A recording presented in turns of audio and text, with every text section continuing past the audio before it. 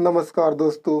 Dave Ramsay द्वारा लिखित book the total money makeover हमें सिखाती है अपने खर्चे को, बजट को संभालना, ताकि हम उधार की ज़िंदगी से कोसों दूर रहें और अपने लिए एक सुकून भरी ज़िंदगी बना पाए। इस बुक में 7 छोटे तरीके जिन पर अमल कर हम वित्तीय स्थिरता पा सकते हैं।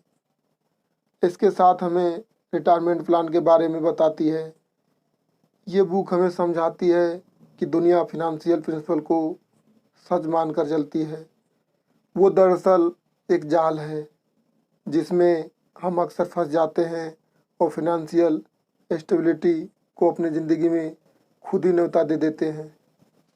कैसे और कहाँ से शुरुआत करें, पैसे की स्थिरता जीवन में कैसे लाए, उधार से कैसे बचे, ये सब के बारे में पता चलेगा इस बुक से।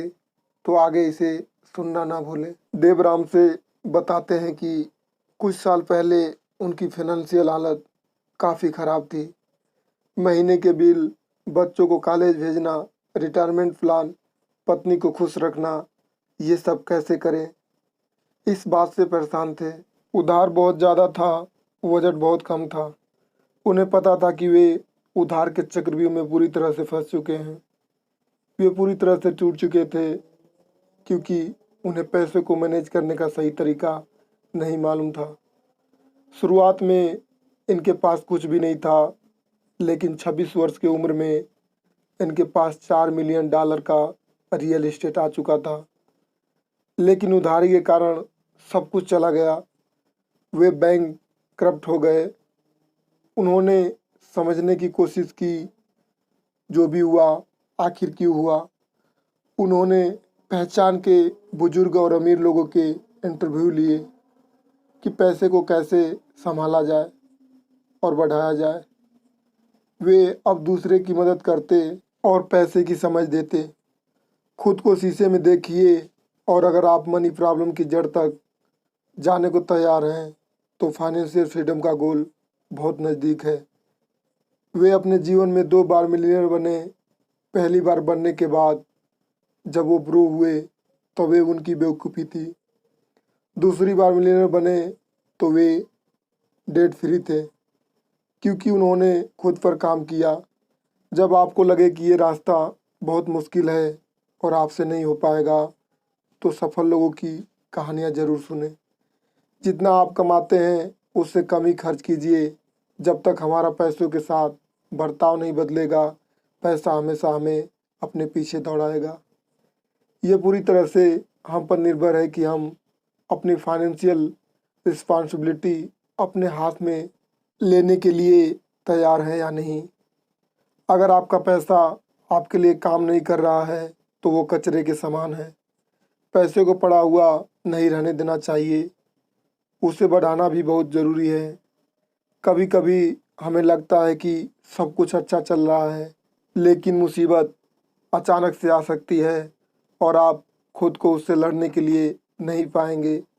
अगर आप चलता है वाली सोच से अपना जीवन चला रहे हैं, बदलाव काफ़ी मुश्किल होता है। अक्सर लोग चेंज नहीं होते जब तक चेंज होने के अलावा और कोई रास्ता नहीं बचता। जो आप आज कर रहे हैं, अगर आप वही पूरी ज़िंदगी करेंगे तो आपको परिणाम भी वही मिलेगा। कुछ नहीं बदलेगा। दुनिया के सामने अच्छा दिखना भी ज़रूरी है। इस सोच के साथ हम में से कई लोग मिलते हैं, लेकिन हमें इमरजेंसी के लिए भी तैयार रहना चाहिए। अपनी फाइनेंशियल प्लानिंग ये सोच कर करें, अगर कभी कुछ अनएक्सपेक्टेड हो जाए तब आपको पैसों की कमी ना आ जाए। मुझे ये चीज़ चाहिए और अभी चाहिए, ये ह्यूमन नेचर है। लेकिन इसके बहकावे में आ जाना और गलत फैसला ले लेना बेवकूफ़ी है। उधार को लेकर अपना नज़रिया बदलना जनरल ओपिनियन है कि उधार ज़रूरी है अपनी ज़िंदगी को आगे बढ़ाने के लिए। मगर सच तो ये है कि उधार से ज़िंदगी कॉम्प्लिकेट होती है, रिस्क बढ़ता है और ज़्यादातर अमीर लोग आगे बढ़ने के लिए उधारी का इस्तेमाल नहीं करते हैं। अगर आप अमीर बनना चाहते हैं तो उधार से दूर रहें, ना लें ना उसे बढ़ाएं। जितना कमा रहे हैं उससे कम खर्च कीजिए और तब खरीदिए जब आपके पास कैश हो। क्रेडिट पर खरीदना अवॉइड कीजिए। एक काल्पनिक सोच है, अगर मैं अपने दोस्त रिश्तेदारों को पैसे दे रहा हूँ तो मैं उनकी मदद कर रहा हूँ।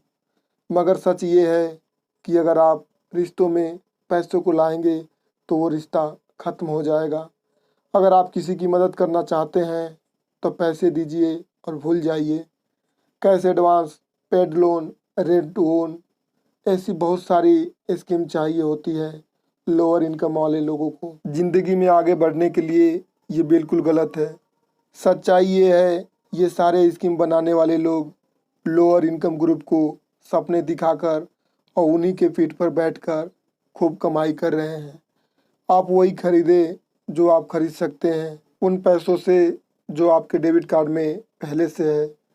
डेबिट कार्ड इस्तेमाल करने से आप उधार के चक्रव्यूह में नहीं फंसेंगे। कुछ लोग सोचते हैं कि डेबिट कार्ड इस्तेमाल करना बहुत रिस्की है। ये सच नहीं है। जो प्रोटेक्शन क्रेडिट कार्ड पर मिलती है वही डेबिट कार्ड पर भी है। जब आप क्रेडिट कार्ड इस्तेमाल करते हैं तो आप 47% ज़्यादा पैसे खर्च कर रहे होते हैं। जब आप कैश इस्तेमाल करते हैं तो आप संभल कर करते हैं।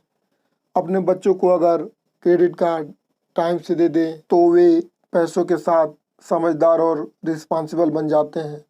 सच इसका बिल्कुल उल्टा है। सच ये है कि क्रेडिट कार्ड यूज करके आपके बच्चे फाइनेंशियल इरिस्पॉन्सिबल बन जाते हैं। बहुत सारे कॉलेज जाने वाले स्टूडेंटों के पास क्रेडिट कार्ड का कर्जा होता है। क्रेडिट कार्ड कॉलेज स्टूडेंट के लिए बहुत ही नुकसान पहुंचाने वाली चीज़ है, इसलिए माँ बाप को इससे दूर रखना चाहिए। बच्चों को 4 चीज़ें सिखाना अनिवार्य है: वर्क, सेव, स्पेंड, गिफ्ट। यानी कि मेहनत करो और कमाओ, पैसा उड़ाओ और पैसा बचाओ। इसके अलावा पैसा दान भी करो, इससे तरक्की होगी। अगर आपको ऑडियो अच्छी लगी है दोस्तों तो लाइक, शेयर, कमेंट और चैनल को सब्सक्राइब करना न भूलें। धन्यवाद। जय हिंद, जय भारत।